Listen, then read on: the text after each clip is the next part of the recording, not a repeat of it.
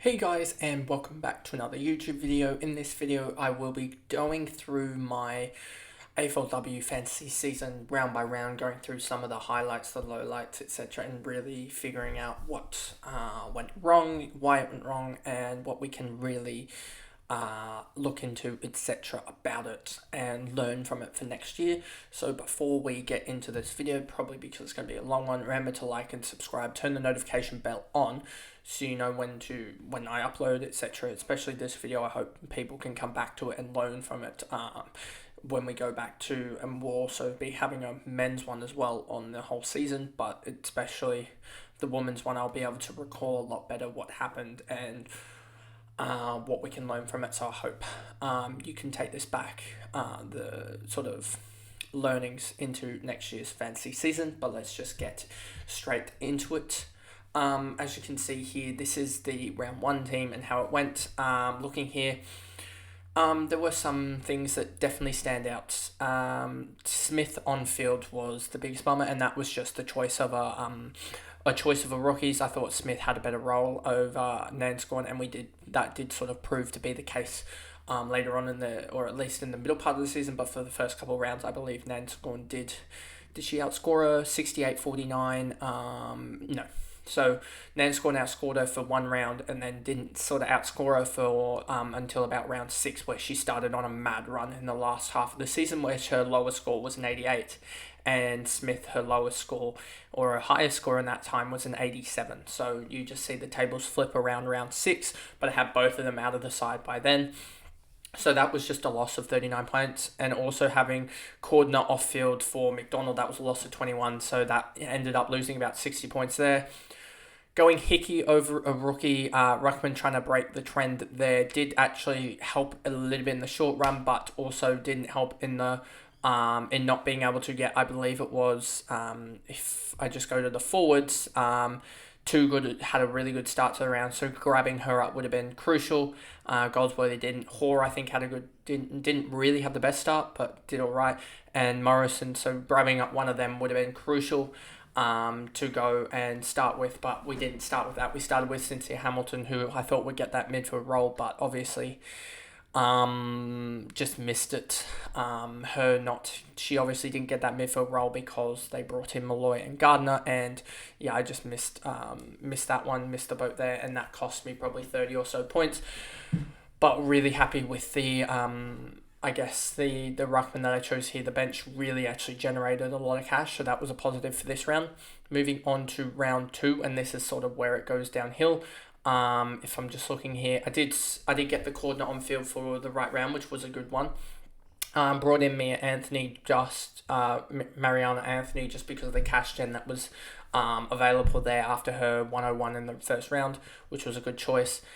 Nanscorn I kept, and I'm pretty sure that was a bad choice because it left 28 out there to Tiana Smith, who responded with, I think, a 77. So just should have honestly kept them both, to be honest, but you wouldn't have known that after Anthony's big score that they would have responded. So I guess that was a bit of hard luck, but I immediately tried to upgrade the midfielders. I thought that was crucial. And Bowers missing at the last game of the first round with an injury sort of did screw up a little bit. But we got in Single, which was a really good call at the time. She did actually go up quite a lot in value from memory. And I should have probably figured out now that Phillips her role wasn't perfect, and grabbing in a midfielder at that time, or trying to upgrade Swanson immediately to a top tier midfielder like a Riddell or Garner before they went, but that's in hindsight now looking at it. But really happy with the defense, with the way that they were playing, and pretty good cash in. Probably should have cashed in McDonald at that point, as well. She'd done a 20 and she was only going to go downhill from there. Round 3, if we look here, McDonald had a DMP, so I probably got lucky with that and not having to bring her in. And as you can see here, I think I just honestly, I don't know what Whitford was at the time, but probably should have not gone for Whitford and gone for one of the North Melbourne girls. But I don't remember, if I look back and went through the videos, whether I actually had the cash to be able to do that. And just looking through here, I probably at this point, I think, was this the point that I got rid of Fleur Davies because of her 13 or whatever? yeah, it looks like that was the point where I got rid of Fleur and oh yeah, I kept on trying to, and this is some part of the reason why I think I failed. I kept on going for like rookies on the back of like one performance or something like that, rather than going for the some of the better rookies, etc. And that was really where I failed, I think, in just not being able to get enough cash gen. I sort of went for top of the line players and really suffered on the rookies, whereas I should have gone for those sort of a little bit less players in terms of value, like a row bottom or something at that point, I think, rather than a Riddell. I think they were about, I think Riddell was a little bit more expensive. And then I would have been able to get like a 400k rookie that had a lot more backing rather than like a Paris McCarthy at about 320k. So that was something that you definitely need to look into. Is not always going. That's probably one of the biggest tips. It's not always going the sort of top line talent, just because you may suffer actually in the long run just with cash generation, and that you sort of saw what happened, especially if you go back yesterday to that video and you saw my bench. Obviously, I would have picked a better forward, not getting Franklin, if we had more rounds to play. But I was effectively down to four red dots on the bench and a girl that didn't do anything by the time that round 10 rolled around. So I was lucky that there was only 10 rounds in that year, in this season.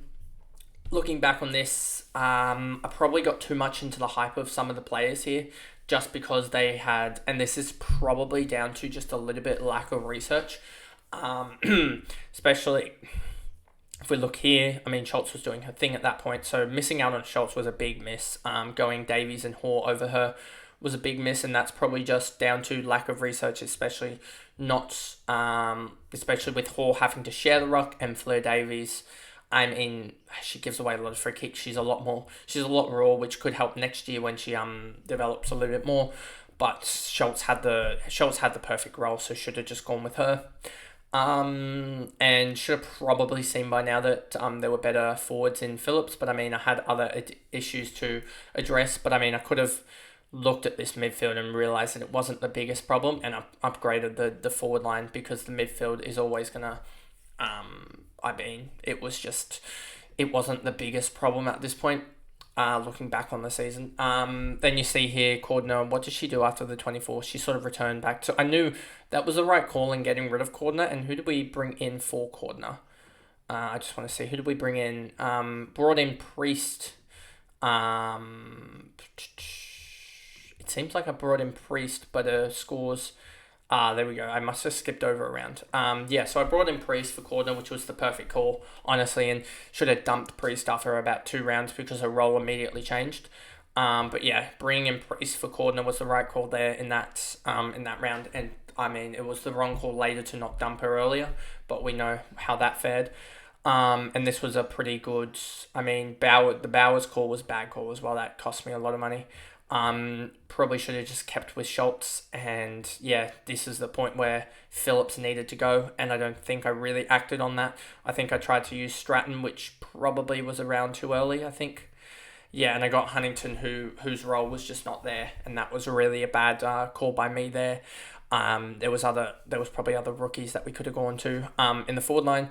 But Huntington was not the call there, and we stuck with Phillips, which just cost me more and more points, and that really cost me this year. So that forward line, that we sort of kept with these three, sort of kept through the whole season, I'm pretty sure. And Goldsworthy obviously came in for the last couple of rounds, which was really good. I picked her up at the right time. And Frederick was sort of a miss. I probably should have gone for someone else, like I don't know exactly in the forward line. If I just look over here. And go to round points for the last round. Morrison was pretty bad in round 9, wasn't she? If we look here, round 9 she was pretty bad. Huda, no. Hooker wasn't good. There wasn't really anyone too special across the 2 rounds that, I mean, they wouldn't have really outscored. I mean, how did Houghton do in the... I mean, Houghton was probably actually the pick to go to rather than Frederick, as she would have done really well over the last 2 rounds and given me more cash to be able to upgrade the defensive spot. So I didn't generate enough cash throughout the year, and that's sort of the biggest talking point is, like I reiterate again, the not going for those basement rookies all the time to get the top line talent, because it really can actually hurt you in the long run. because you might lose 5 or 10 points per round going for the lesser known player like if we just look here at the price for the for the midfielders, going for the likes of at one point Parker, she was doing a really good run there. Ali Anderson was always pretty consistent, other than that last round, but she was pretty consistent throughout it. And jumping on them instead of like a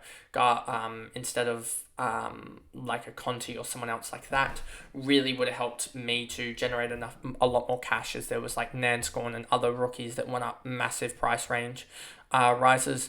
If we look here, Goldsworthy went up 600 odd K. Nanscorn went up 800. Is Goldsworthy? No, Goldsworthy went up 700 odd K. Nanscorn 800. Shearer 400. Frederick 400. Anyone else here really going up a lot? Neem Kelly went up 400k. Hurley 380. So going ham over Hurley in the second last round also burnt me about 100 points. So overall, I'm just looking here and seeing, I know we're only in round 5, but I'm already seeing probably about 300, 400 points already burned so far just through some bad calls. Then we go here, and bringing in Parker for I think a 72 was a pretty bad decision. She was about 1.2 million at the time, so I probably could have brought in I think it was the Prasparkas sort of rounds there. It was sort of the Prasparkas rounds here that you could have brought her in, and then Prasparkas against Gold Coast, you knew that the tag was coming, so I probably wouldn't have jumped on that, knowing that Single was back, so you probably could have jumped off that. But having Prasparkas in that round over Parker, Parker had just had only one good round against North. She did have the fixture against West Coast, so you could have not seen that coming. But just not the greatest there. That wasn't a good plan. And then the wait for plan, a lot of these just sort of not the smartest plans. These cash grab plans, as you can see here, that was not a good plan. I should have just kept with Schultz and tried to move around like Hoare and stuff like that to get players, as I think that just wasn't a good plan in the end, and it was really not the smartest going for Wakefoot, as that was the risk there was so high that I didn't actually see it in the moment. I saw it right after she scored the 36, the risk that was there. But I thought she was destined with her role that she could not score that well, but that she would score well, after the 80. But if you look here, there was no signs that she really would have scored well, so that was just a really dumb decision.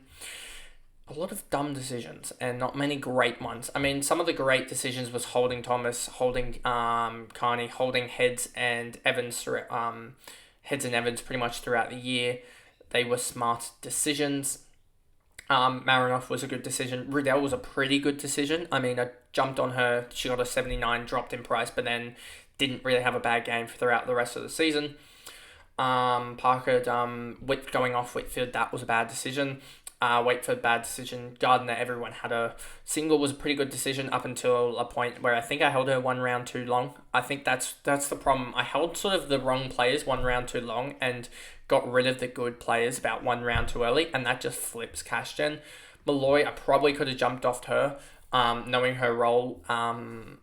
It wasn't really fancy inducive, so I probably should have jumped off her and jumped onto a Too Good or someone else like that, but I think I had blind trust in Malloy to do well. Holding Roberts was good, and then this Wardlord play as well, that wasn't a good plan as well. Should have just rotated rookies at this point and not really looked for I was probably too eager to look for improvements on field, so I went for really left field plays, and they just didn't really work out. Holding McDonald now, she'd probably gone down to about 300k by now. If I had some data on hand, I probably would. I'm pretty sure this was the point where she went down to about 300k. Probably should have at this point been trading out. Hall was about 400k and Everest I think was about 490 or 450. Should have been trading them out instead of Schultz, and just sort of flipping those. I guess it's another point, sort of piggybacking on to the first point, is that constantly flipping over your bench as much as possible, because you'd rather have, at least with me, you saw McCarthy was, I think at one point, 330k. McDonald was 390k. We'll get to Millie Brown being, I think, about 340k in a second. You'll see that. That right there is what, 170k or so that was unrealized. 170k, I think I had 21k left in the bank as well. And so that's already 180k. I pretty much could have had a stab at Priest in the final round, which we'll get to, and as well as getting Bowers in the final round, which would have been huge. But yeah, just not realizing the rookie cash generation and letting it sit for another round can really kill, especially if they don't get the rolls and their scoring dries up. So finding the right round to dip out of them is crucial in getting close to winning. But yeah, so there's that. Round 7 we move on to, and you can see here a lot of DMPs. Karis, if I remember correctly, I thought she had the role because Fleur Davies, and also picking up rookies for like one round goes are probably not a good thing to do, because like Karis, all she had to do was have a bad round and then you're sort of stuck with them as they haven't really generated cash and it's just a meaningless trade. And as you can see here, I basically just went straight from Schultz to I traded Schultz. You used 2 trades to get to Strom, and I think Schultz actually had a better end to the season. So probably just sticking with the rookie there is something that you really should look into. With the women's fantasy, with those roles that they have, Schultz was just really, really good in that role. And yeah, Karis was not really the best option. And as you can see, Millie Brown came into the side this week and started to, I think, gain a little bit of cash. Really happy with, and at this point, I think Priest was a must trade out, as she was just losing cash. Probably, did I trade her out this round or did I trade her out the next? Traded her out the next round. Yeah, that was the 30 I should have seen. Should have seen her roll dip and just dipped out of that as she was around 800k. Should have used that just to go to, if we look at the defenders now, should have gone to a Stanek, because Stanek was about 740, 730k at that point. So I would have gained 100k. Could have easily gotten rid of Karis as well, and probably also Huntington at that point, and swapped those around and gained some more cash. But it was also revealed that I needed to get rid of Parker. So I probably should have done a Priest, Parker, and Karis out for... but then I also needed to get rid of Wardlaw, as Wardlaw, I think, she dropped to set 29. So I probably should have done a Priest, Wardlaw, and Parker swap around and gotten... and that would have gotten me some cash. But in the end, what did I actually go for? I went for a Parker to a Pressbarkus. I got Goldsworthy as well, and then I got Borg as well. So yeah, that probably wasn't the best trades. I mean, Pressbarkus, I probably should have just gone to, I think, a Bruton at this point. If we're round 8, was Bruton. If we look at Bruton, was this the round that she went to 60 odd? Yeah, that was the round she went to 60 odd. So there wasn't a trade there. What did King do? I mean, King missed the last round, but round 8 and round 9 she put up 100. So there was an option there. Any other real big options in the midfield? I don't really think so, but yeah. So just there was some options that I could have gone for that probably would have worked better. But so be it, I guess. And yeah, you can just see me having all this money on the bench and not really actually realizing. And you can also see if I'd had enough, if I hadn't wasted those those ruck trades, I would have been able to get rid of Borg, and that would have been another 30k realized. So I would have been able to get that the stab at like a 500k defender in the last round. And also Priest would have, that realization on Priest, I sort of burnt 300k there as well. So that sort of didn't help. So I guess there's big takeaways, obviously, is just knowing the role of players and how fantasy scoring inducive they are. Also, the rookies is getting out at the right round. And also in terms of rookies, it is not picking the basement players just on the back of one game, actually knowing the roles of those rookies and how fantasy inducive they are scoring-wise, and sort of continual rotation of the rookies, I think, just to realise the cash gen rather than just keeping it sort of sitting there, as you can easily lose it, as we saw with McDonald being a late in. She got like 10 points or whatever and lost pretty much all of her cash gen. She lost like 50 or 60k in 1 week, so she lost it all. And that's pretty much the main points I think to take away, and also trying to remove your biases from from the game is the best, as I know that I did keep Malloy for a 137, but I mean, I probably should have seen that she just wasn't scoring well. She had 2 tons this year, and her next highest was, I believe, a 79 here, you can see. So she probably wasn't the best play, and just going for someone else like a Too Good, who was constantly scoring hundreds, was the better play. Round 9, yeah, that Montana hand play just stunk. Basically, as simple as that. That was just a throw at the dark, and it didn't really work, because I know I wanted to get Frederick, but I should have just gone for someone else. Like I know Kelly was an alright option in the second last round. Who else? Houghton would have been an obvious option as well, as she was, I believe, somewhere around that 840k or something like that. Should have just gone for her. And that would have done all right, but obviously that is with hindsight. Rao didn't have the best. Kelly, I think, even did she sit out the last round, or no? Kelly Kelly put up a 34. That's why. So yeah, definitely not going Kelly there.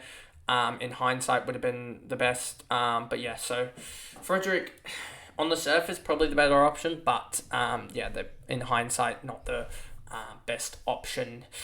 With that, and that pretty much sums up all of the past rounds, and obviously we had the round 10 review yesterday, so that pretty much sums up all my thoughts on the AFLW fantasy season that just went, and sort of we'll get into the men's one in just a second here, as I'll jump on straight after record that as well. But as you can see here, the main takeaways to having a really good fantasy season in the women's is just rotating those rookies and getting the right round to get out of them, and also just knowing the role that all your players play, because there can be role changes and they can be so detrimental to an AFL fantasy season. So that pretty much is the video there, and I'll see you guys in the men's version of this review, and hopefully next year I'll at least have a better like data collection for this, so that it'll be more in depth and you'll have the better options for each one, which will probably mean it goes a little bit longer, but it'll be more in depth of my thoughts, etc., of how to what to look for, etc. But anyway, that's the video, and I'll see you guys in the next one. Bye guys.